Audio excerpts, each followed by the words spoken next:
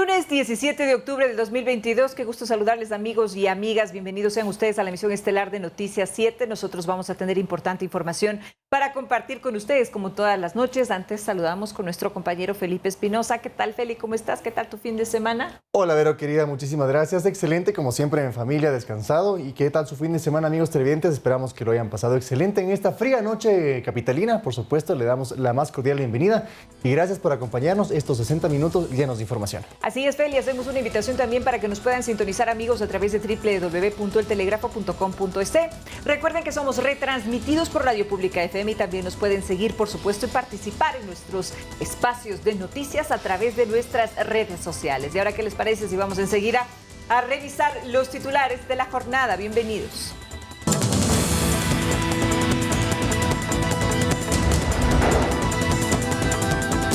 En la mesa de focalización de subsidios se llegaron a 4 acuerdos entre el gobierno y las organizaciones sociales. Un nuevo caso de femicidio por parte de un miembro activo de la Policía Nacional fue registrado en Quimindé. Conozca cuál es el pronóstico meteorológico para este mes de octubre. En lo internacional, en Argentina se registran 30 ballenas francas muertas en las costas de la Patagonia. Y en los deportes, el delantero francés Karim Benzema conquista el Balón de Oro.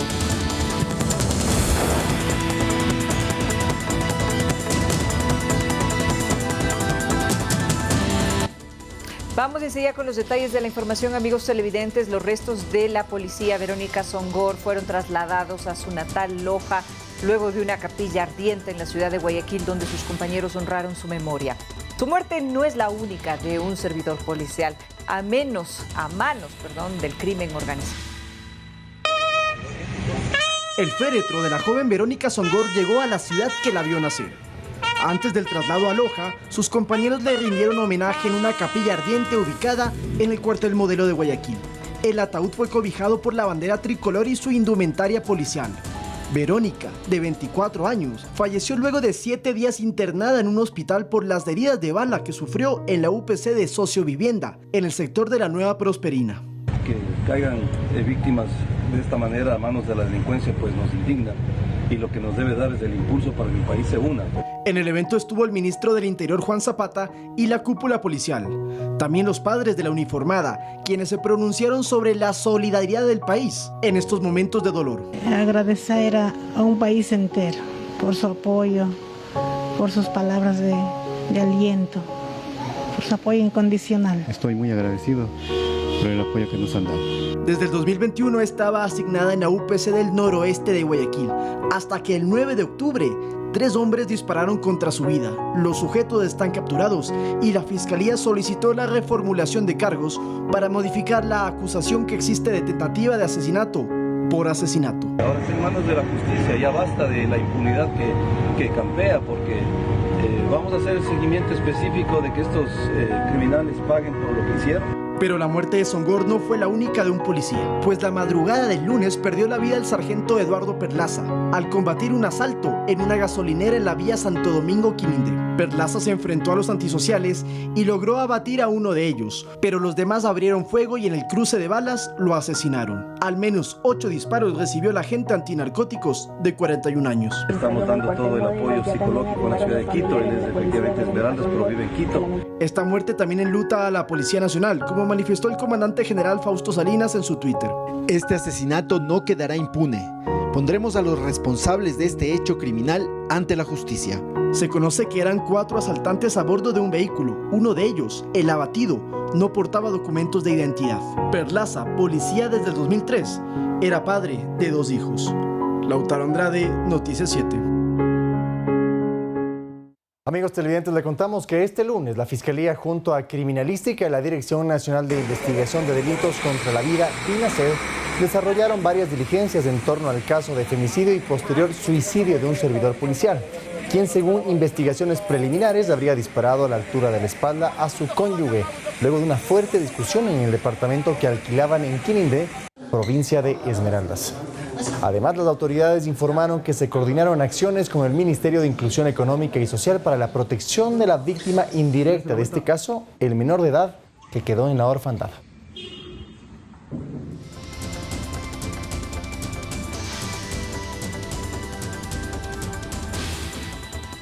Ahora les contamos, amigos, que este 15 de octubre se desarticuló una presunta organización delictiva confirmada por 6 ciudadanos quienes robaban a domicilios bajo la modalidad de asalto en los valles de Tumbaco, Los Chillos y al norte de la capital. Según la investigación, los antisociales forzaban los accesos de las viviendas y una vez en el interior con armas de fuego y armas blancas amedrentaban y amarraban a sus víctimas con cordones o cables de luz para luego sustraer sus pertenencias y huir a bordo de un vehículo de alta gama. Con estos antecedentes, los equipos operativos, mediante técnicas de investigación, en el transcurso de 3 meses lograron ubicar, identificar y también desmantelar esta banda en la avenida Teniente Hugo Ortiz y Solán.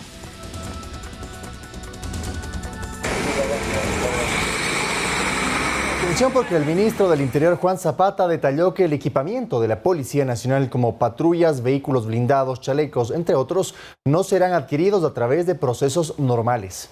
Se prevé presentar un proyecto al Ejecutivo para que en el menor tiempo posible, a través de un decreto, se realice una compra por emergencia en régimen especial. Aseguró también que si no se cuenta con recursos necesarios, habrá que acudir al plano internacional. Además, comentó sobre la implementación de cuarteles intermedios. Escuchemos lo que dijo. Las UPCs en sitios conflictivos ya no puede ser el modelo de gestión de la policía y hasta mañana tiene la Policía Nacional para levantar el número de cuarteles intermedios que necesitamos en estas zonas críticas, en las otras no.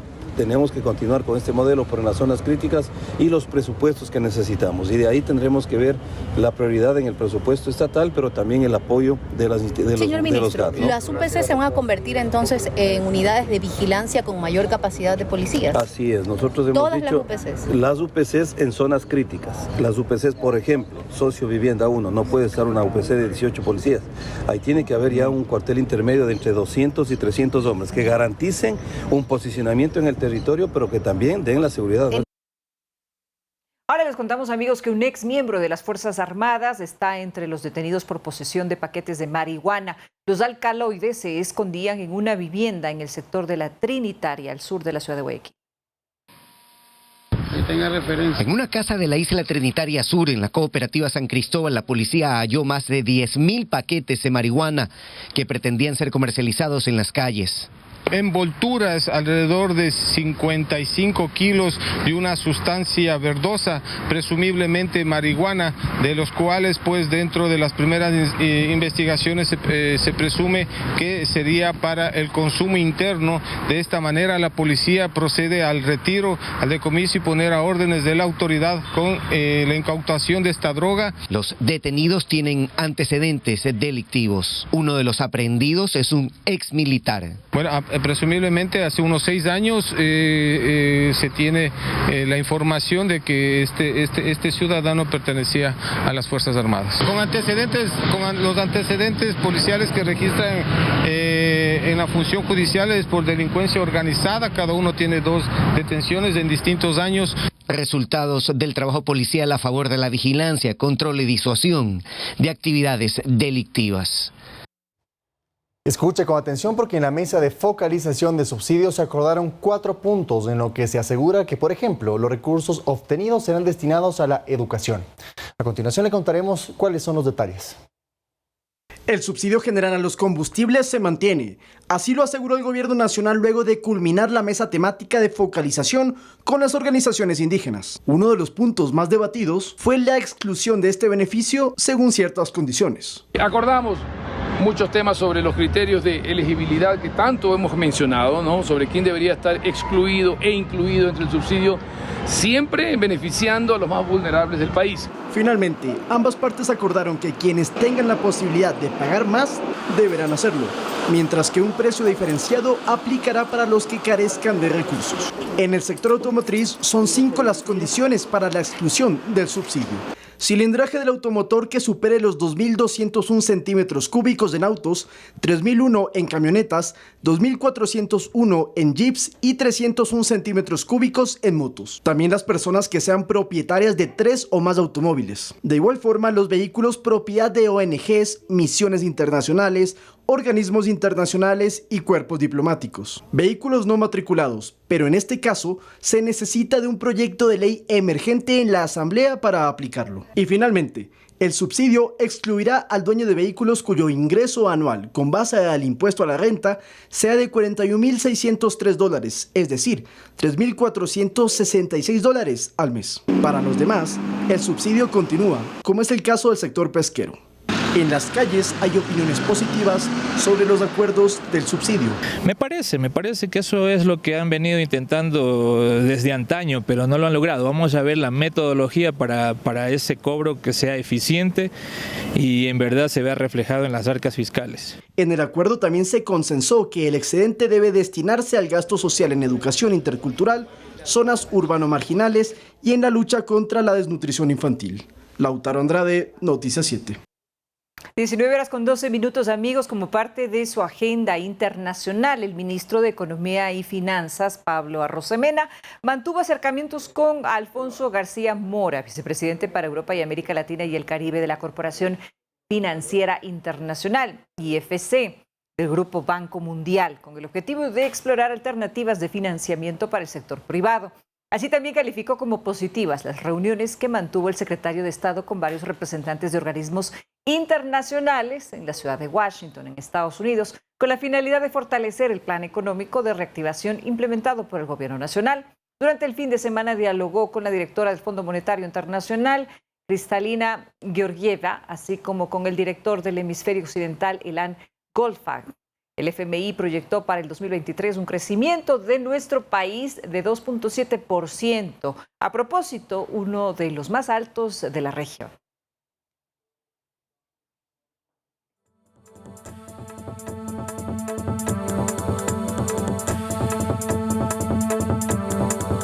China elegirá al nuevo presidente en esta semana en el Congreso del Partido Comunista. En su informe de la situación del país, el mandatario Xi Jinping destacó lo que él llama los avances en disminución de la pobreza y el crecimiento en 5% del Producto Interno Bruto, PIB. No hizo ninguna referencia puntual a la política contra el COVID-19 y la guerra entre Rusia y Ucrania. Hemos librado una batalla contra la corrupción a una escala sin precedentes, impulsados por un fuerte sentido de misión, ofender a unos pocos miles en lugar de fallar a 1.400 millones de personas y limpiar a nuestro partido de todos sus males, dijo enfáticamente el presidente Xi Jinping al inaugurar el 20 Congreso del Partido Comunista.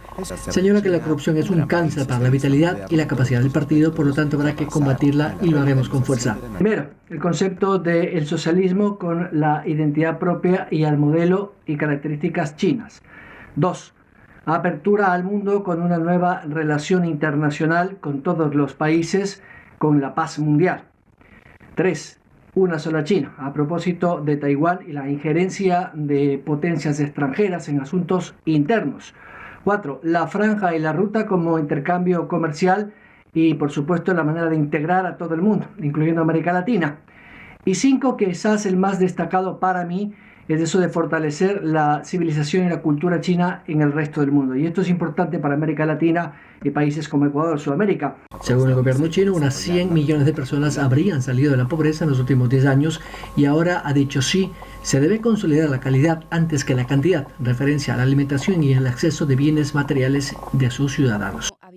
Sin embargo, no hizo ninguna referencia a las políticas contra el COVID, con restricciones o sobre la guerra en Ucrania y su relación con Rusia, solo en términos generales la visión internacional del país. China siempre ha estado comprometida con sus objetivos de política exterior, de defender la paz mundial y promover el desarrollo común, y se dedica a promover la comunidad de destino compartido de la humanidad. El 20º Congreso del Partido Comunista de China durará hasta el próximo 24 de octubre, donde se conocerá quiénes serán los nuevos dignatarios y sobre todo si el presidente Xi Jinping repite un nuevo mandato. Desde Beijing, Byron Galarza, Noticias 7. Su posición y política sobre... Es momento de hacer una pausa, amigos televidentes. Cuando regresemos, 13 ecuatorianos fueron rescatados entre 223 migrantes que estaban hacinados en una vivienda en la ciudad de Puebla. Esto sucedió en México.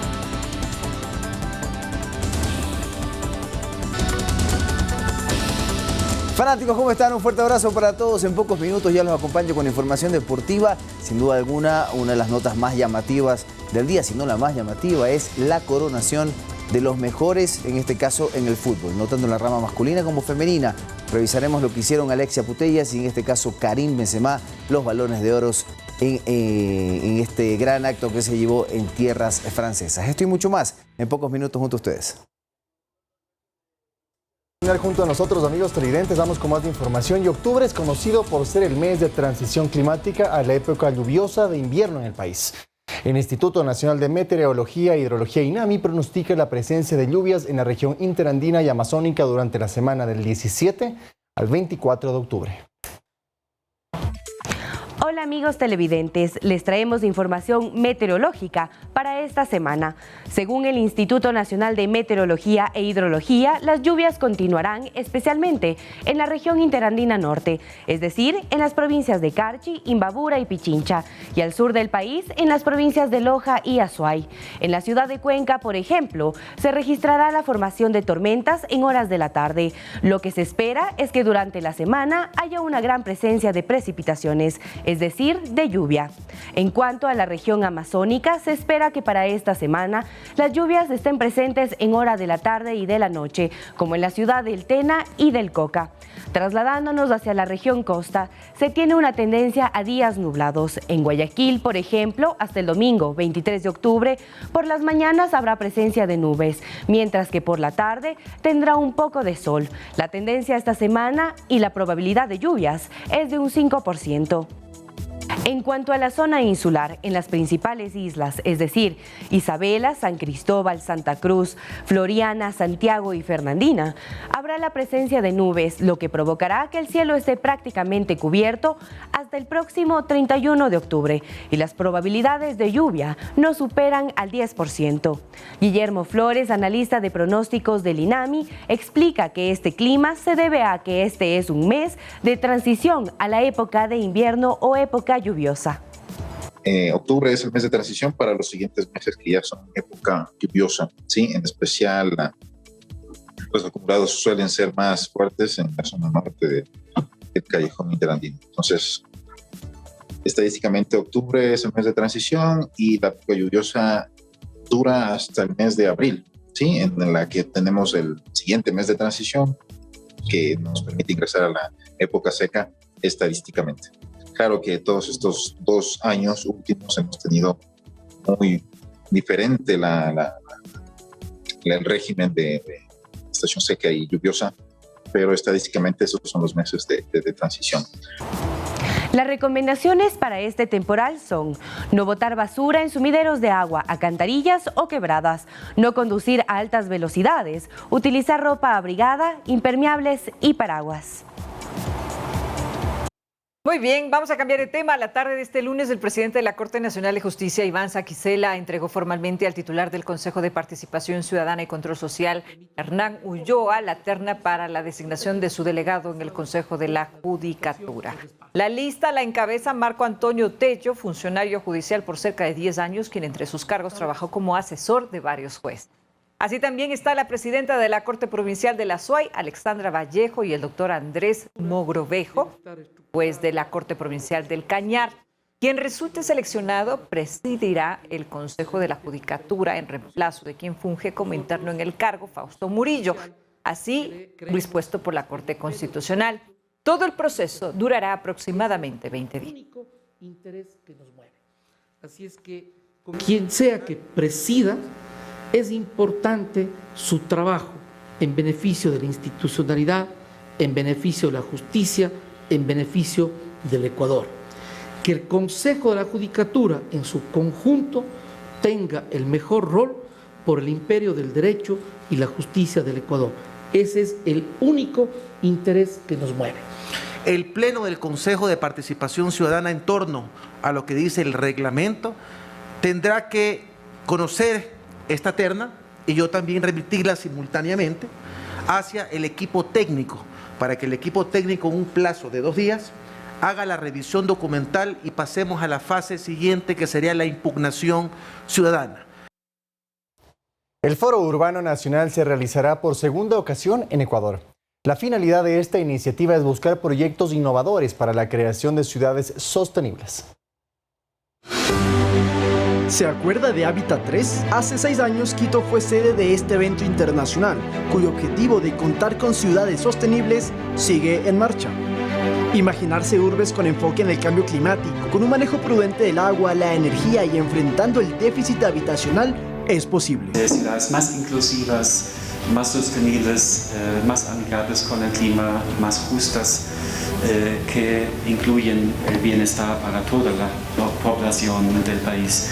Con el objetivo de cumplir los compromisos trazados en Ecuador, del 19 al 21 de octubre se hará el Foro Urbano Nacional en la plataforma financiera de Quito, con la presencia de invitados extranjeros y autoridades locales. El foro busca en estos 3 días, está el tema de la vivienda, también está el tema de programas innovadores que vamos a lanzar en este año. Uno de los desafíos que se abordará es el déficit habitacional, que en América Latina es del 45% y se entiende como el consumo de energía y agua potable, que es del 45 y 17% respectivamente en el sector de la construcción. Esto porque la pirámide poblacional ha cambiado. Ya tenemos muchas familias monoparentales, muchos jóvenes que tras la pandemia se quedaron en los hogares de sus papás y les está costando más trabajo emanciparse.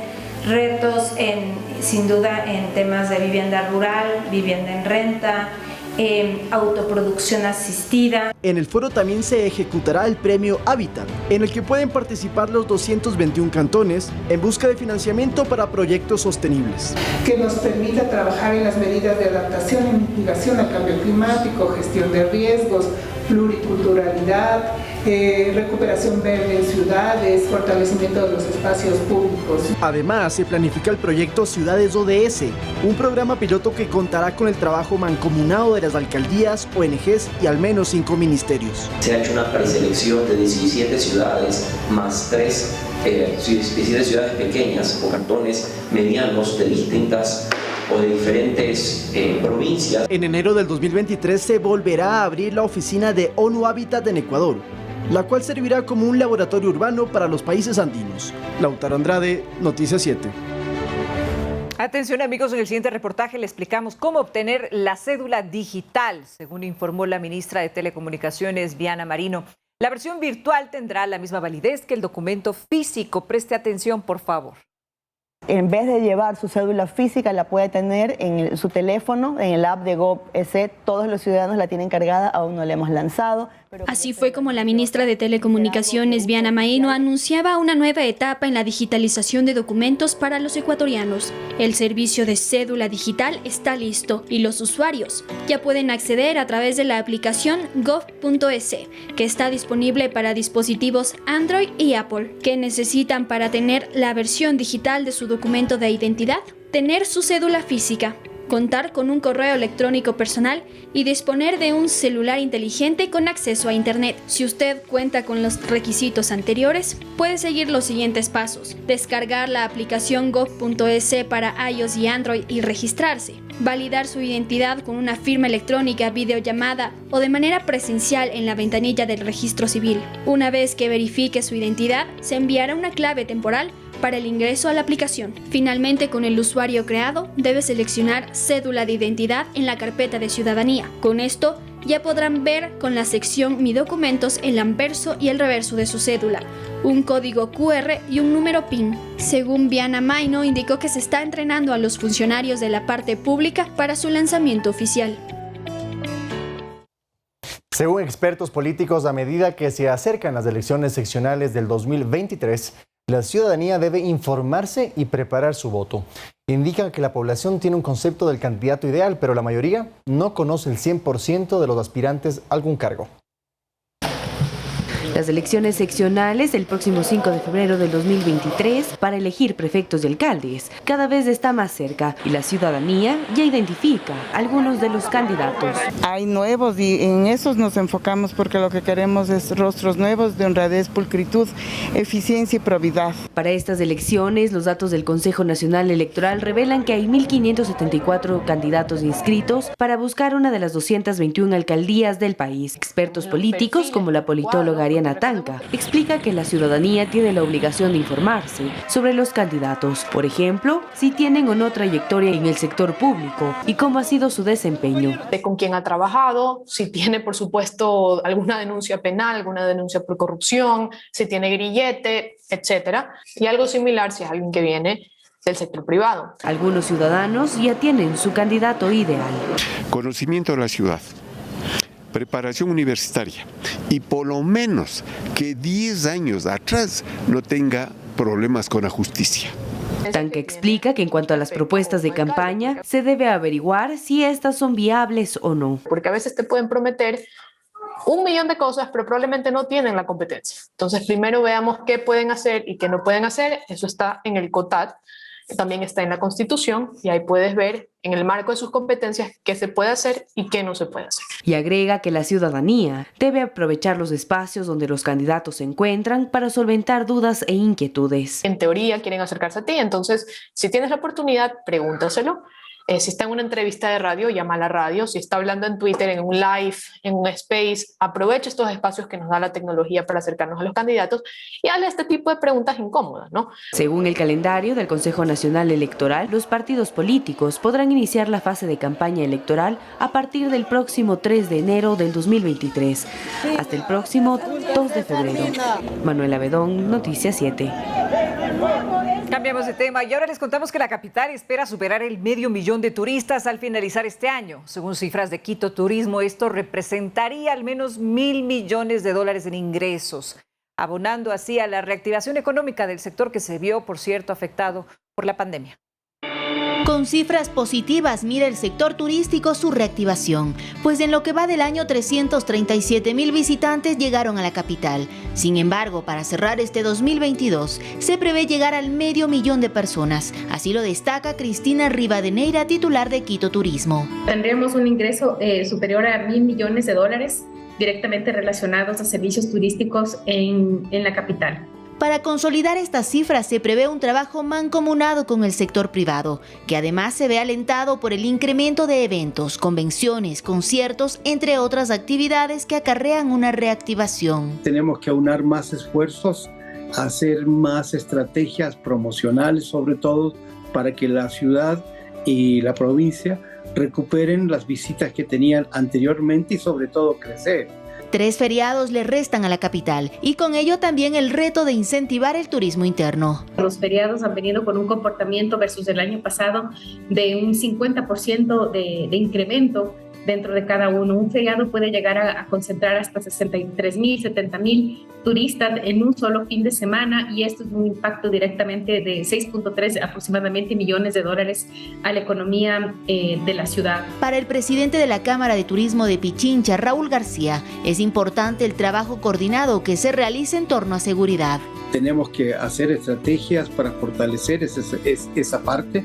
Y en la parte internacional, la inseguridad de probables paros. Antes de la pandemia, Quito recibía casi 800.000 turistas al año, cifra que esperan alcanzar en el 2023. Olga Velasco, Noticias 7. De 1 a 6 meses se demoran los estudiantes recién graduados de la universidad en conseguir empleo en Ecuador. ¿Cuáles son las oportunidades que tienen para encontrar un trabajo? Se lo contamos a continuación. ¿Sabías que solo 28 de cada 100 jóvenes de entre 18 y 30 años cuentan con un empleo, según el segundo termómetro de la situación laboral de los jóvenes en Ecuador realizado por Grupo ADECO? Pero, ¿cuánto tiempo, según los jóvenes, se demoran en conseguir trabajo? Y considero que puede ser de 1 a 2 años que puedan conseguir un ámbito laboral. Podría decir que después de que sales de la universidad, serían unos 5 meses máximo para conseguir un trabajo. De acuerdo con la encuesta, el 39% de las personas que laboran actualmente tardaron de 1 a 6 meses en conseguir su puesto actual. Según Jorge Cruz, profesor de la Universidad Católica, indicó que un factor importante para tener una carrera es iniciar la vida laboral antes de graduarse. Todos estos elementos de prácticas preprofesionales, de pasantías o de cualquier tipo de contacto que el estudiante pueda tener como miembro de la comunidad educativa hace que sea más fácil, más rápido el ingreso. Entonces creo que eso es lo importante, que el estudiante no no piense en cuánto voy a empezar a trabajar después de terminar todas mis clases, sino cómo empiezo a relacionarme con el campo laboral antes de terminar mis clases. Otra de las alternativas para conseguir empleo la tiene el Ministerio de Trabajo, que cuenta con una bolsa de empleos con más de 2.000 empresas para que los jóvenes puedan postular. Actualmente nos encontramos postulando a un proyecto que se llama Compromiso por el Empleo, que va de la mano no solamente a mejorar las facultades de empleabilidad de los jóvenes, sino también de las mujeres y adultos. Además, otorgan capacitaciones para mejorar en las entrevistas laborales. ¿Dónde pueden encontrar esto? Ingresando a www.trabajo.gov.es. Actualmente, de las personas que cuentan con un empleo fijo, el 86% recibe un salario de entre $394 a $800 mensuales. El 13% tiene ingresos mensuales desde $800 a $1.200 y el 1% restante percibe entre los $1.200 y los $1.600. Mucha atención, amigos televidentes. Un pequeño de tan solo 10 años sufrió graves quemaduras en una actividad realizada en su colegio. Conozcamos, por favor, su historia. Jorge y Lorena son los padres de Matías, de 10 años. El viernes, durante la organización de unas olimpiadas en su escuela ubicada en Durán, su cuerpo fue rociado inesperadamente por un tipo de químico que provocó serias quemaduras en su cuerpo. Las imágenes de lo sucedido fueron expuestas en redes sociales. La parte que se comprometía la parte de las orejas, el cuello, la totalidad del brazo izquierdo y todo comprometido en lo que es el estómago. Los padres de Matías presentaron una denuncia por negligencia ante la Fiscalía. Lo que cabe recalcar aquí es que nunca en un evento masivo en esta escuela pidió autorización y aparte nunca activaron protocolos de seguridad. No es posible que nuestros hijos pequeños manejen pirotecnia o fuego. O sea, nadie lo ayuda. Me conversa mi hijo propio que nadie lo ayuda. Él solito se botó al suelo, a la tierra y se revolcó para apagarse la candela. El menor es atendido por los médicos del Hospital Roberto Gilbert, en el norte de Guayaquil. Yo sí quiero de antemano que se aclarezca todo esto. Yo estoy más preocupada por el bienestar de mi hijo, más que todo, que se recupere y salga de todo esto, a pesar que la recuperación no va a ser nada fácil. Un funcionario del Ministerio de Educación intervino en el caso. Hemos conversado con los padres y mantenido un diálogo de manera presencial y vía telefónica. Hemos seguido todos los protocolos que nosotros tenemos para estos casos. De igual manera, hemos dialogado y conversado con el Ministerio de Salud Pública para que se continúe brindando todas las garantías y se precautele el derecho a la salud. El infante prevé ser asistido, incluso en su aspecto psicológico y emocional.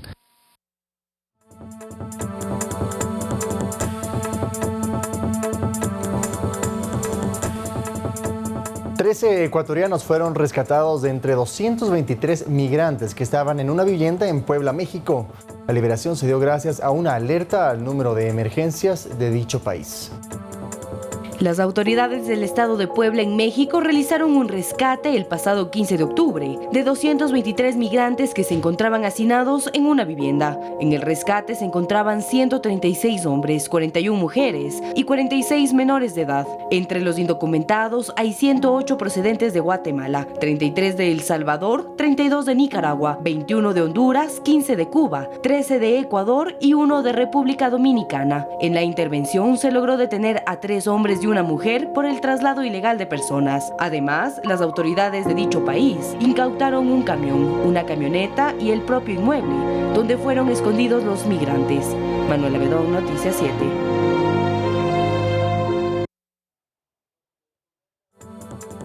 Vamos a hacer una pausa, amigos televidentes. Cuando regresemos tendremos ya con nosotros el mundo de los deportes. El francés del Real Madrid, Karim Benzema, se consagró como el mejor jugador del mundo tras recibir a sus 35 años el Balón de Oro que desde el 1956 entrega la revista France Football, premio que logró de manos de su compatriota Zinedine Zidane. Ya tenemos los detalles cuando regresemos a la pausa. Ya volvemos.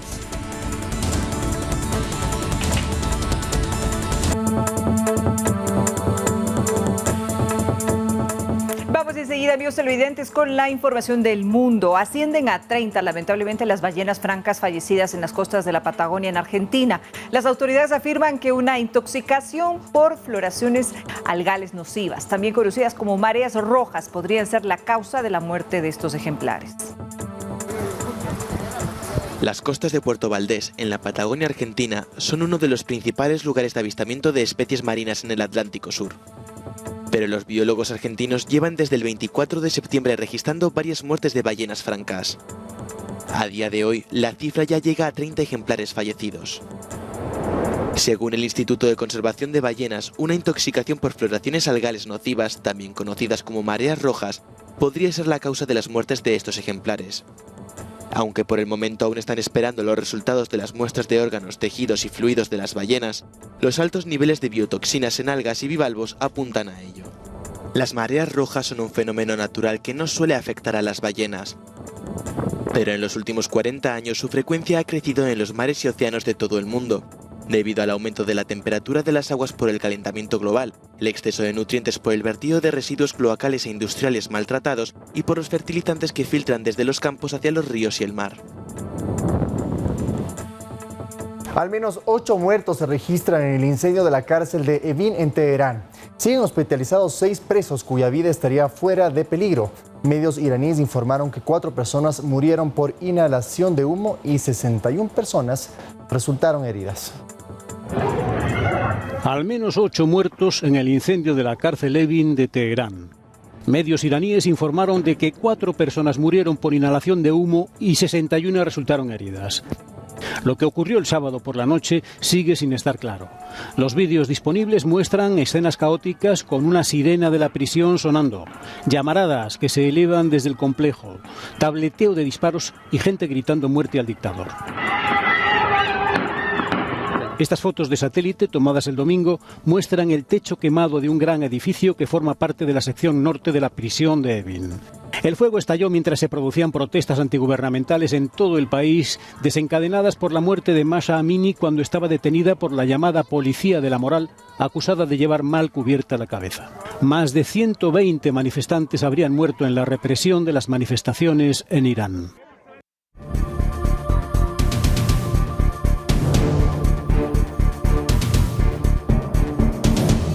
Atención amigos, Rusia ataca Kiev con drones y deja sin electricidad a cientos de localidades de otras regiones.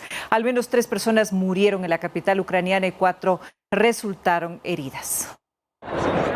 En la mañana de este lunes 17 de octubre, Kiev, capital de Ucrania, y otras ciudades ucranianas fueron bombardeadas con decenas de drones kamikaze. El centro de la ciudad de Kiev fue el lugar de mayor impacto. El ataque provocó que las alarmas de emergencia se activen mientras los ciudadanos realizaban sus actividades cotidianas. Hasta el momento, se han confirmado 4 muertos, entre ellos una pareja que estaba esperando un bebé. Aún así, estas cifras no son oficiales porque se siguen buscando heridos bajo los escombros. El alcalde Vitaly Klitschko dijo que este ataque es un genocidio del pueblo ucraniano y agregó: los rusos necesitan una Ucrania sin ucranianos. Según el ejército de Ucrania y la inteligencia de Estados Unidos, este ataque estuvo estratégicamente planeado. El gobierno estadounidense afirmó que en julio, Irán estaba preparando un cargamento de cientos de drones para Moscú y que en agosto la entrega ya había comenzado. Ucrania exige sanciones a Irán por proporcionar este tipo de armamento a Rusia. Dmytro Kuleba, ministro de Asuntos Exteriores ucraniano, dijo a través de Twitter: pedí más defensa aérea y suministro de munición. Pedí a la Unión Europea que imponga sanciones a Irán por proporcionar drones a Rusia. El 9º paquete de sanciones de la Unión Europea a Rusia debe ser fuerte. En el mismo tema, un avión militar ruso se estrelló contra un edificio en Yeisk, dejando al menos 3 muertos. El accidente se produjo mientras la aeronave ascendía para efectuar un vuelo de entrenamiento desde el aeródromo del Distrito Militar Sur. La causa del accidente fue el incendio de uno de los motores durante el despegue. Al menos 3 muertos en Yeisk, ciudad rusa en el mar de Azov, al estrellarse un avión militar contra un edificio residencial. Se sabe también que otras 21 personas habrían resultado heridas. El piloto del aparato salvó la vida al eyectarse antes del choque. Según informan desde el Ministerio de Defensa de Rusia, el cazabombardero Su-34 se encontraba efectuando un vuelo de entrenamiento. El incendio en uno de los motores precipitó el accidente. Yeisk, ciudad balneario al noreste del Mar de Azov, forma parte del krai de Krasnodar, cuyas autoridades hablaban de hasta 17 apartamentos dañados y un incendio de 2.000 metros cuadrados, obligando a desalojar a cientos de personas. El Comité de Investigación de Rusia, dependiente de la presidencia, ya ha abierto un caso penal por el accidente.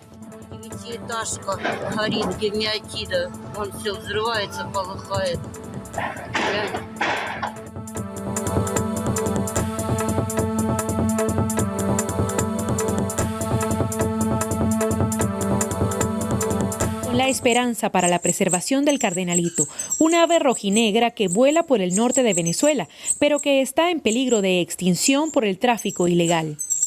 Son las primeras crías que nacieron en el Centro de Conservación de Maracay, donde organizaciones ambientalistas se han dedicado a garantizar la reproducción de esta especie, que no es el ave nacional de Venezuela, pero que algunos consideran como tal. Bueno, si la especie está desapareciendo tanto en vida silvestre, tenemos que tener un lugar donde aseguremos que la especie siga existiendo, uno, así sea para esperar a un mejor momento en el que las amenazas estén como superadas y podamos hacer reintroducción. Nosotros esperamos en el mediano plazo poder hacer reintroducción en lugares en donde aseguremos que el cardenalito va a estar seguro en vida silvestre. Durante 30 años, David Ascanio ha fotografiado las aves de Venezuela.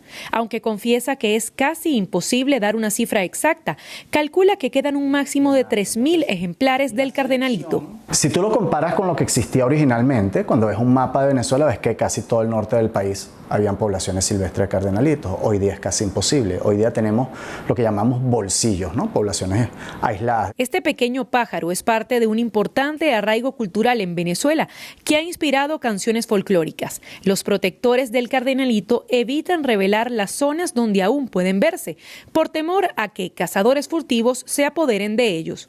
El cardenalito empezó a ser usado para cruzarse con canarios, porque había todas las competencias de cantos de canario. Entonces, al tú cruzar un canario con un cardenalito, generabas un individuo que además que cantaba bonito, era rojo. Entonces, en términos de competencia, le daba más fortalezas competitivas. Y eso fue lo que obligó a que declinaran las poblaciones brutalmente. Los especialistas advierten que si la cantidad de estas aves sigue disminuyendo, podría perderse su diversidad genética y su capacidad de resistencia a enfermedades. Por eso afirman que el nacimiento de estos pichones es un paso importante para la conservación de la especie. El cardenalito es una especie que se puede reproducir rápidamente, entonces sí esperamos llegar a buenos números en unos años, pues en un plazo no tan largo. Cuando se extingue una especie, se alteran las tramas tróficas. Todas las especies forman parte y son eslabones de cadenas o tramas tróficas. Y cuando esto ocurre, comienzan a suceder cambios importantes en los ecosistemas. Cuando se elimina un eslabón y cuando se pierde, por ejemplo, una especie que se alimentaba de otra, pues la población alimento empieza a crecer desmesuradamente. El tráfico de fauna genera entre 8.000 y 20.000 millones de dólares al año en todo el mundo, según el Fondo Mundial para la Naturaleza. La misma organización alerta que 1.500.000 aves se comercializan ilegalmente cada año. Adriana Núñez Rabascal, Voz de América, Caracas, Venezuela. Increíble, Feli y amigos televidentes, y por supuesto organizaciones ambientalistas están luchando contra la explotación de esta ave, el cardenalito, que es un ave muy característica de la fauna venezolana que lamentablemente está siendo explotada de una manera cruel y, como vimos en el reportaje, también comercializada de manera ilegal. Y un negocio súper lucrativo, por lo que escuchamos. Increíble, no se sabía mucho acerca de este tema, amigos televidentes. Así es, amigos, y antes de cerrar el noticiero tenemos que comentarles que este lunes se lanzó oficialmente la campaña de prevención de cáncer de mama denominada Ya es Hora Quito, Tócate 2022. El evento se desarrolló en el Palacio de Carondelet y contó con la presencia de la primera dama María de Lourdes Alcíbar, el director general del IES Diego Salgado, la viceministra de Salud y la representante de la Fundación Poli Ugarte. El objetivo es identificar esta enfermedad a tiempo para evitar los casos de muerte. Pero y con esta importante noticia, ponemos punto final a este noticiero. Si usted vive en Quito, por favor abríguese que hace muchísimo frío. Así es, Feli. Amigos televidentes, muchísimas gracias por habernos acompañado. Recuerden que mañana tenemos una cita con ustedes y con la información muy temprano en la mañana a partir de las 7 horas en Noticias 7. Mientras tanto, ya les dejamos con la información deportiva y fanático para saber qué es lo que está pasando precisamente en este ámbito tan importante. Con dos invitados de lujo, ¿no? Uno de ellos puede ser posible campeón en pocos días, así que no se despegue de nuestra pantalla. Un fuerte abrazo. Buenas noches.